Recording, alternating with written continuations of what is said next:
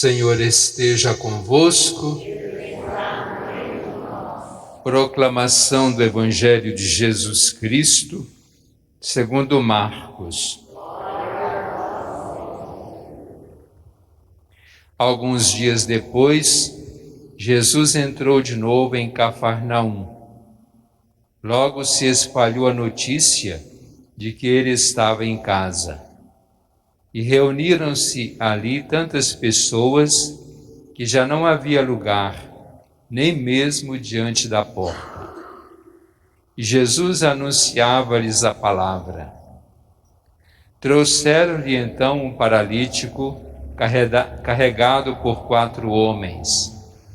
Mas não conseguindo chegar até Jesus por causa da multidão, abriram então o teto, bem em cima do lugar onde ele se encontrava. Por essa abertura, desceram a cama em que o paralítico estava deitado. Quando viu a fé daqueles homens, Jesus disse ao paralítico: Filho, os teus pecados estão perdoados. Ora, alguns mestres da lei que estavam ali sentados refletiam em seus corações: como este homem pode falar assim? Ele está blasfemando. Ninguém pode perdoar pecados a não ser Deus. Jesus percebeu logo o que eles estavam pensando no seu íntimo e disse: Por que pensais assim em vossos corações? O que é mais fácil, dizer ao paralítico: os teus pecados estão perdoados, ou dizer: levanta-te, pega a tua cama e anda? Pois bem, para que saibais que o Filho do Homem tem na terra poder de perdoar pecados, disse ele ao paralítico: eu te ordeno, levanta-te, pega a tua cama e vai para a tua casa.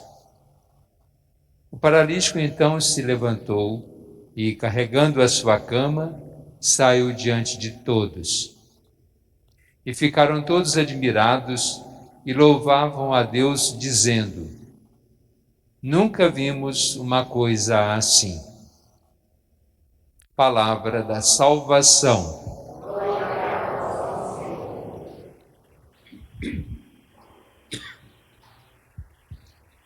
A liturgia da palavra de hoje nos mostra, na primeira leitura, aquela sequência. Claro que a gente não pega tudo, mas alguns textos que são aplicados na liturgia do dia. Então, a gente não pega o livro de Samuel todo, claro, mas dentro disso nós vemos a história que ele começa a contar, quando o povo de Deus, que era o povo de Israel, queria um rei e queria ser igual aos outros povos, ter um rei. Samuel era como que aquele líder religioso, político, e que a gente classifica como juiz. Juiz não aquele que apenas é um juiz que julga, mas era um título, era um nome, e que pode dizer assim, ainda que não fosse coroado, ele quase que tinha as mesmas funções de um rei. E Samuel começou a questionar por quê, mas eles queriam. Aí Samuel vai na sua oração e pergunta a Deus, e Deus fala: não, atenda ao povo. Pois muitas vezes nós também, em qualquer que seja a nossa atividade, nós queremos impor aos outros a nossa vontade, o nosso desejo. Talvez a minha pessoal, eu tenho que ser assim. E Deus, como diz, deu uma chamada em Samuel, né? Que faça o que o povo quer. E Samuel naturalmente foi dar a notícia ao povo, dando também as determinações como deveria ser o rei, como eles deveriam agir diante do rei, mas eles, talvez naquela ânsia, na euforia de querer um rei, eles deixaram de saber que venha o rei, igual aos outros povos, que ele marche à nossa frente, que lute, que vá à guerra, que promova a justiça. Na verdade, não sei, diante das circunstâncias, se os outros reis agiam com justiça. Trabalhar, lutar, guerrear, sim, mas lutar pela justiça, não sei. Mas eles queriam. E certamente Deus estava provando também a vontade do povo. É claro que muitas vezes Deus deixa a gente quebrar a cara também, dentro daquilo que nós insistimos no nosso desejo. Certamente também foi fazendo parte dessa história positivo, porque aí vieram os reis que nós sabemos de grande envergadura. Saul, primeiramente, depois Davi e Salomão.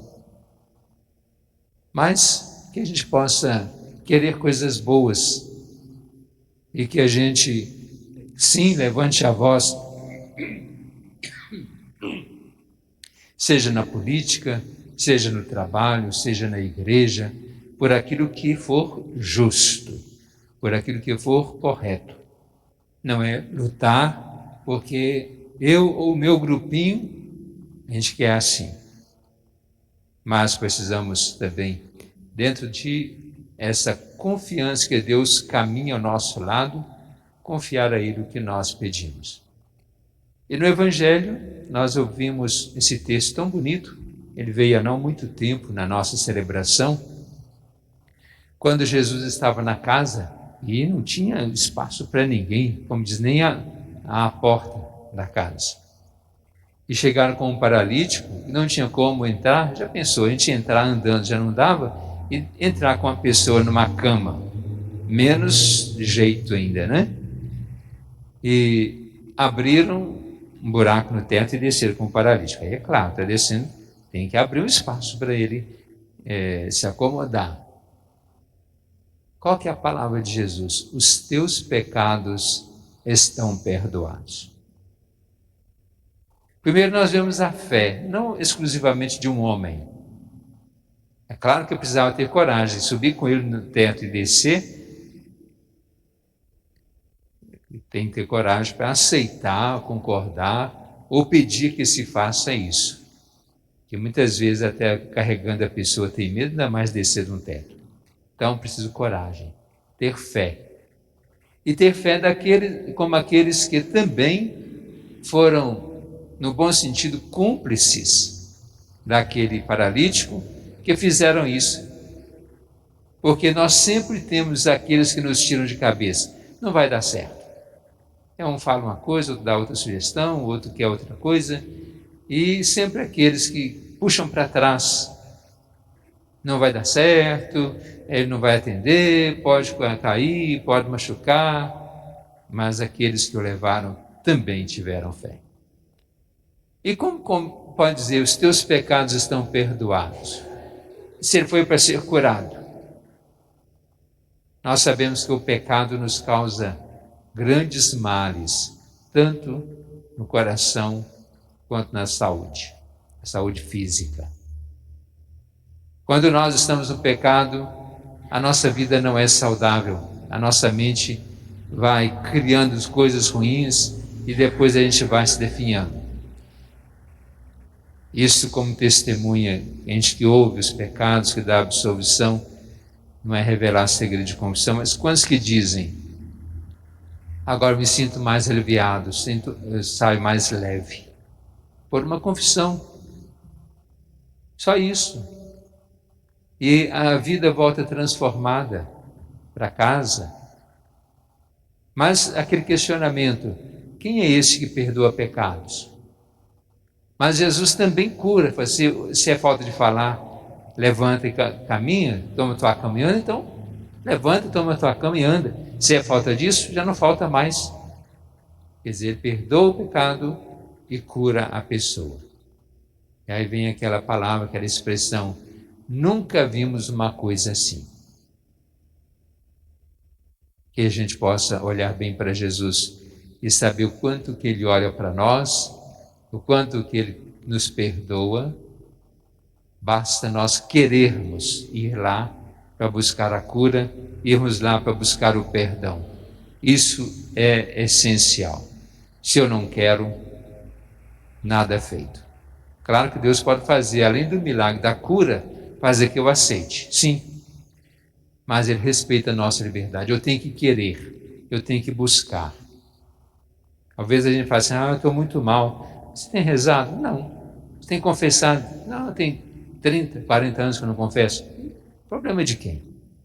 Então você tem que buscar, eu tenho que buscar, nós, para a gente melhorar a nossa vida mental, espiritual, física, porque senão nós vamos ficar só nessa. Quem é esse que perdoa? Mas é aquele também que cura. Quem é esse que cura? É aquele que também perdoa. Vamos fazer a nossa prece pedindo a Deus abertura de coração para acolher a sua vontade e o seu amor que sempre nos atende nas nossas necessidades.